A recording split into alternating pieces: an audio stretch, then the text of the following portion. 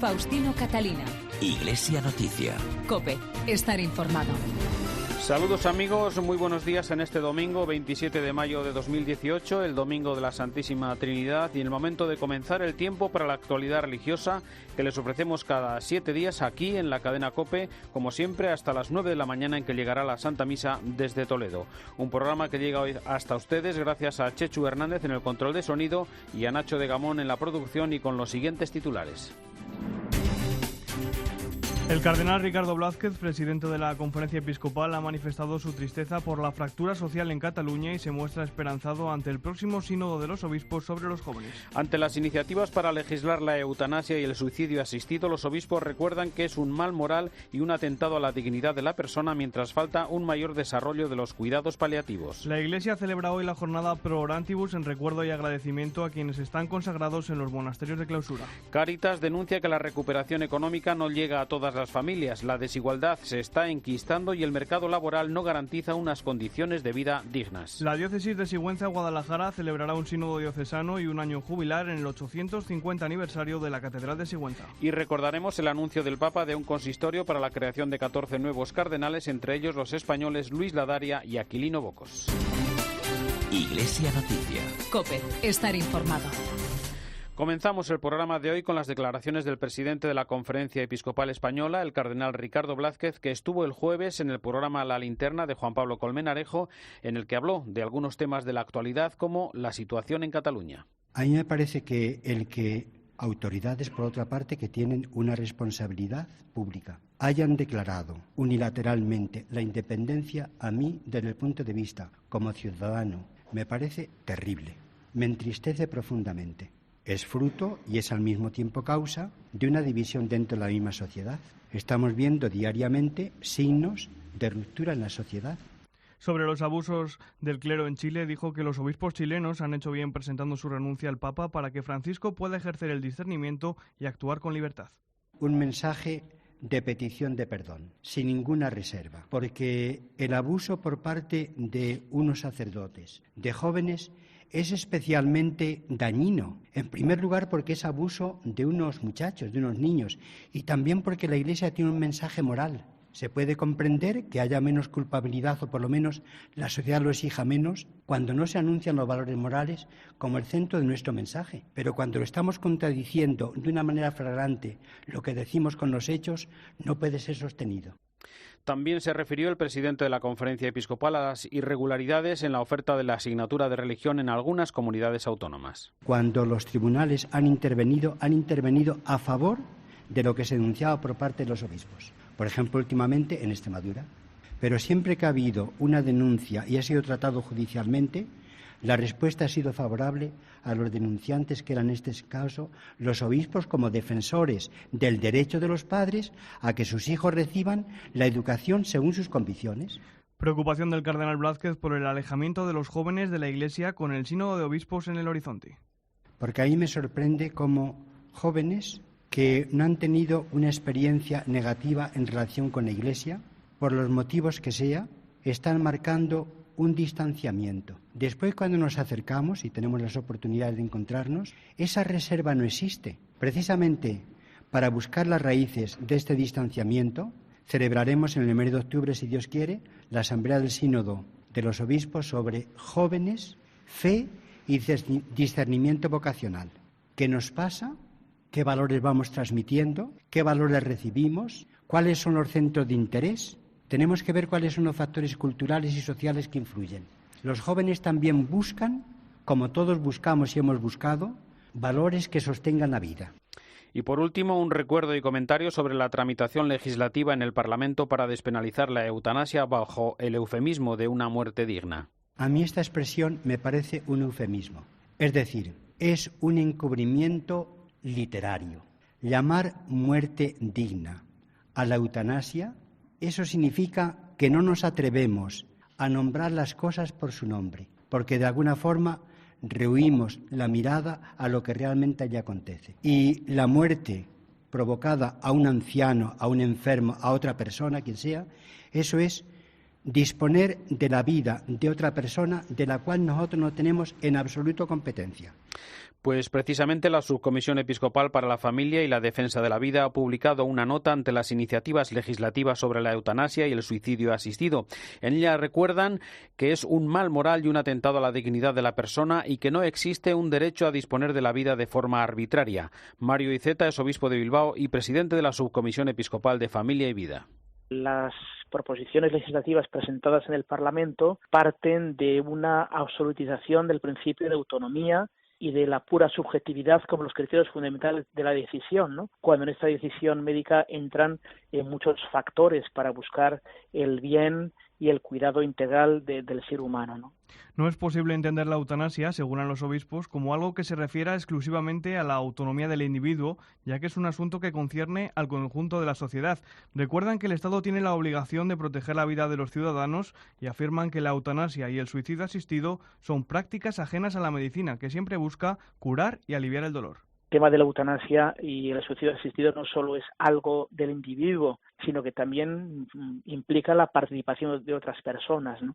Y el juramento hipocrático afirmaba efectivamente: no daré ninguna droga letal a nadie, aunque me la pidan, ni sugeriré un tal uso, ¿no? Este juramento ha sido una espina dorsal ética durante 2500 años de las profesiones sanitarias, ¿no? Desde la Subcomisión Episcopal de Familia y Vida se sorprenden de que se proponga una ley de eutanasia cuando aún no se ha legislado sobre los cuidados paliativos, una reivindicación del conjunto de la sociedad y de los profesionales sanitarios. La eutanasia lo que persigue precisamente es el fin de la vida del enfermo para evitar el sufrimiento. Entonces lo que decimos es que es justo el inverso, hay que evitar el sufrimiento de la persona. Y hoy en día, gracias a Dios, con esa medicina paliativa tenemos aquellos medios de poder atender a todo el abanico de necesidades personales, médicas, psicológicas, espirituales, familiares de estas personas, ¿no? La Iglesia celebra en este domingo de la Santísima Trinidad la jornada Pro Orantibus con el recuerdo y la oración para los religiosos de clausura que entregan su vida a la oración, al ora et labora. En el actual año jubilar teresiano, los obispos proponen como lema la invitación de Santa Teresa: solo quiero que le miréis a él.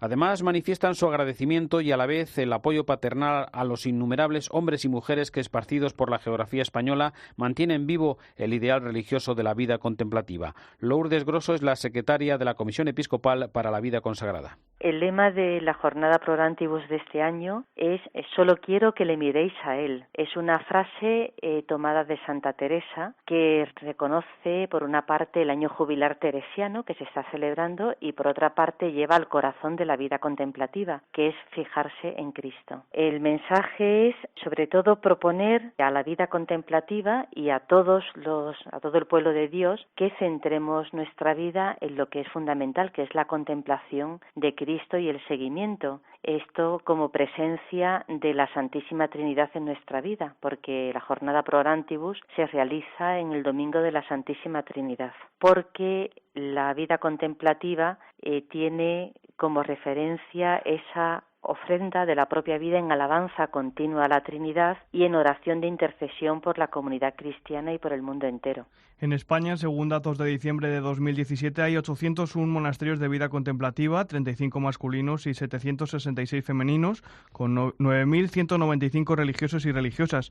Además, hay 150 postulantes, 250 novicias y 450 profesas temporales. El reto, hacer presente el amor de Dios en nuestro mundo. Lourdes Grosso.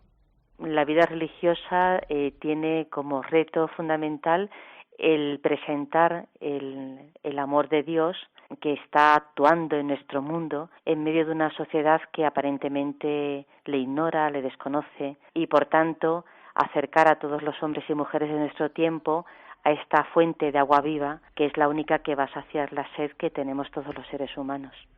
En la última asamblea celebrada esta semana en Córdoba, los obispos del sur de España han tratado, entre otros temas, la situación de la Acción Católica y su aportación a las parroquias y también algunas causas de canonización. COPE Córdoba, Inma Cabello, buenos días. Buenos días. En esta edición de la Asamblea Ordinaria de Obispos del Sur, los obispos han dado su aprobación para el inicio de la causa de canonización del sacerdote Francisco de Borja Girón Fernández, que murió en la Higuera de la Sierra, en Huelva, el 15 de enero de 2009.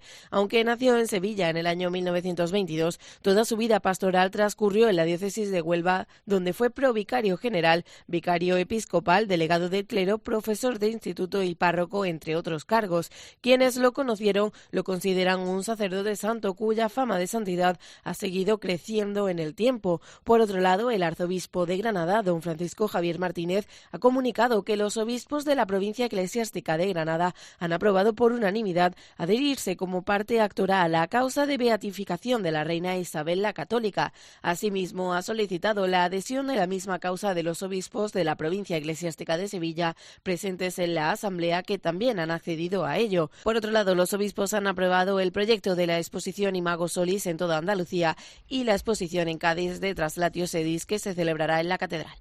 Cáritas Española ha presentado su informe anual de empleo y economía solidaria que, entre otras cosas, constata las dificultades de muchas personas para conseguir trabajo, aunque haya pasado la época más dura de la crisis económica.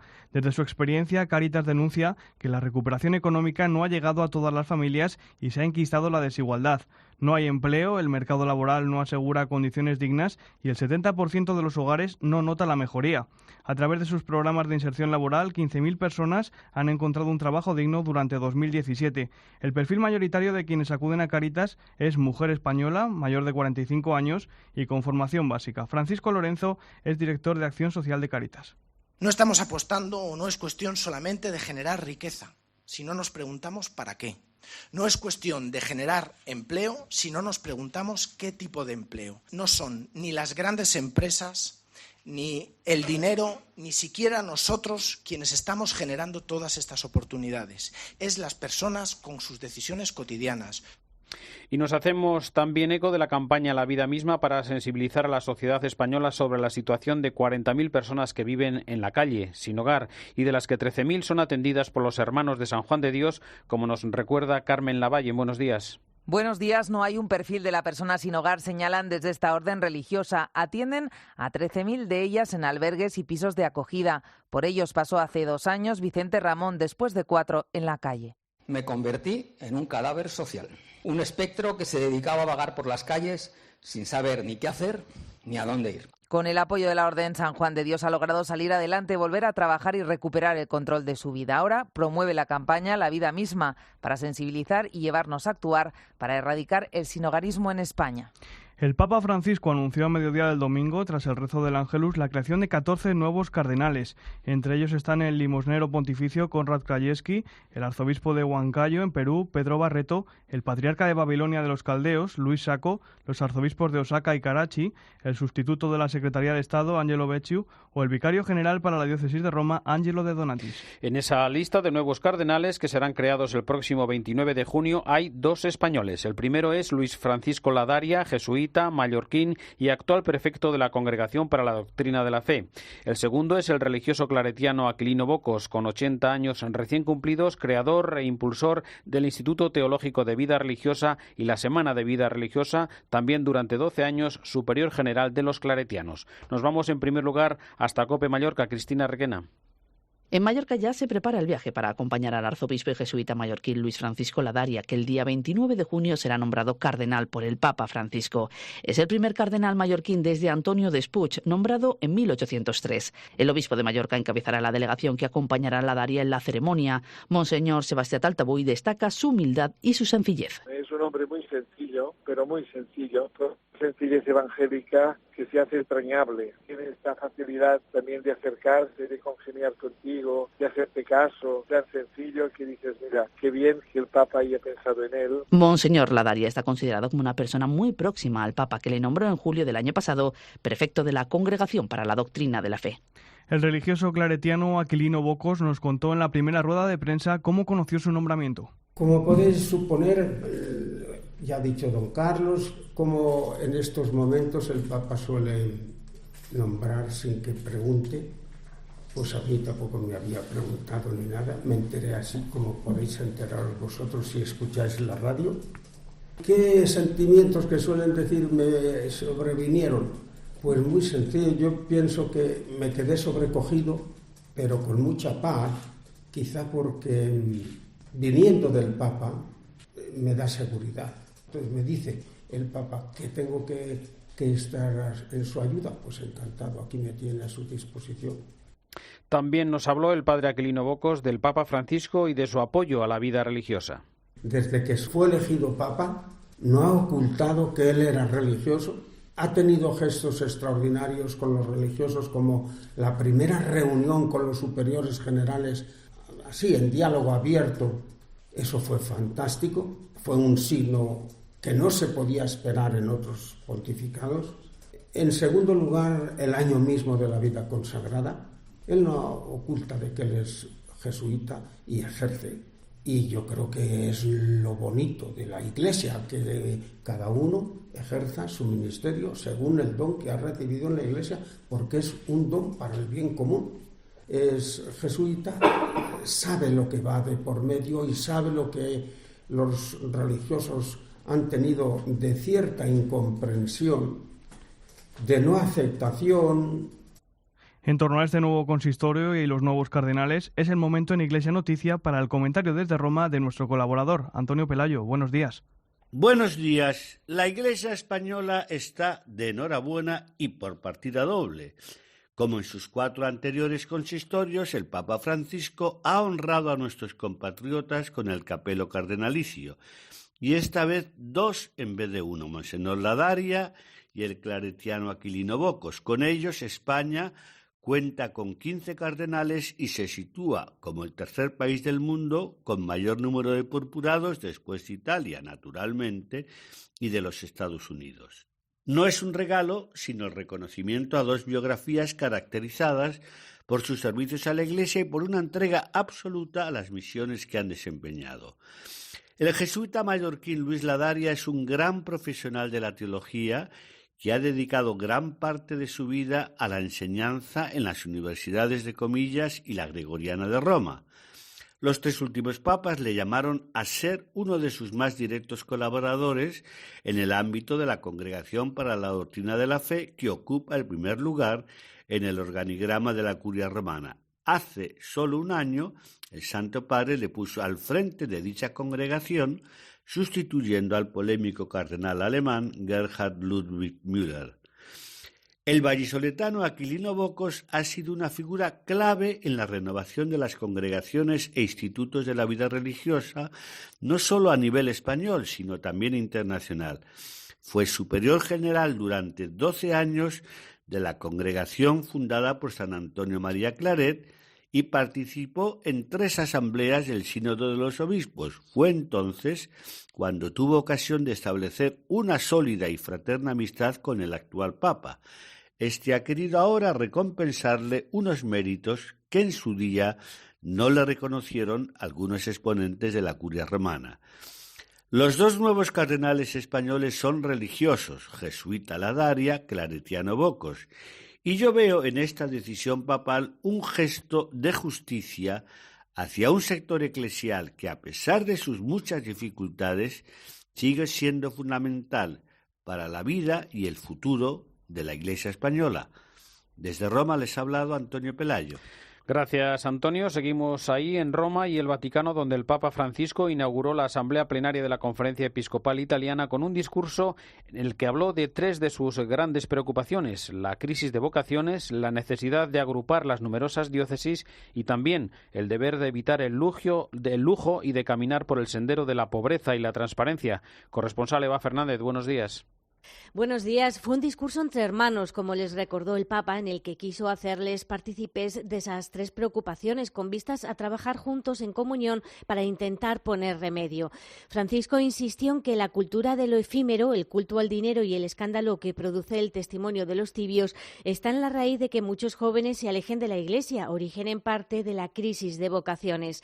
La segunda advertencia del Papa tenía que ver con la virtud de la pobreza. Quien cree no puede hablar de pobreza y vivir como un faraón. Es un contratestimonio hablar de pobreza y vivir una vida de lujo. Y es escandaloso tratar el dinero sin transparencia o gestionar los bienes de la Iglesia como si fueran personales. Su última preocupación estaba centrada en la reducción y agrupamiento de las diócesis de Italia, que son muy numerosas y no facilitan el gobierno de la Iglesia. Se trata de un problema antiguo que ya intentó solucionar Pablo VI. El Papa les ha animado a poner medidas con cierta urgencia.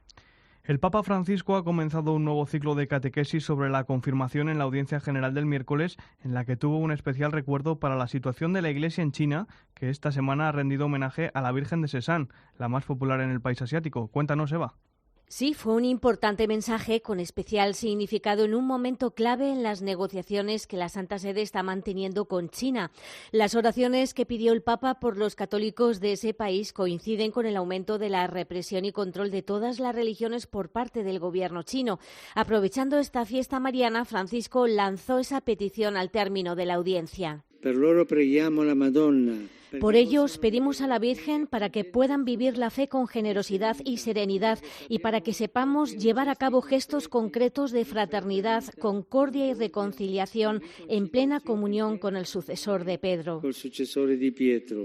Palabras en pro de la reconciliación entre las dos iglesias, la clandestina y la patriótica, y en el fondo del mensaje el deseo de que el gobierno de Pekín deje de interferir en el nombramiento de obispos. En su mensaje, Francisco señalaba en concreto a los queridísimos discípulos del Señor en China, en una clara alusión a la comunidad evangélica también perseguida. Les ha asegurado que cuentan con la oración de todos para continuar confiando en la voluntad de Dios en medio de las dificultades.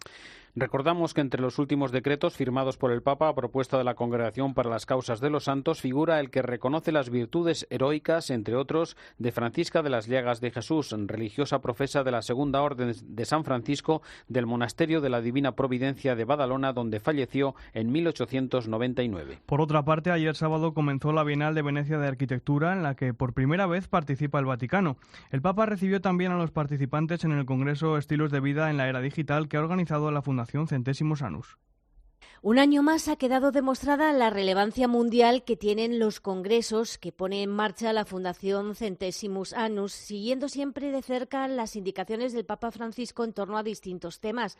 En esta ocasión, en la que celebran su 25 aniversario, han conseguido reunir a un grupo internacional de expertos, tanto académicos como líderes sindicales y sociales, para abordar la innovación tecnológica bajo el enfoque de la doctrina social de la Iglesia, evitando la cultura del usar y tirar, que ignora a los pobres y desprecia a los débiles. Como invitado especial, el patriarca Bartolomé I, que ha asistido a distintas sesiones y además presidió un brindis especial en la Embajada de España. El Congreso concluyó con una audiencia con el Papa Francisco, en la que les agradeció el trabajo que realizan, sometiendo a discusión cuestiones actuales tan importantes al servicio siempre de la dignidad humana.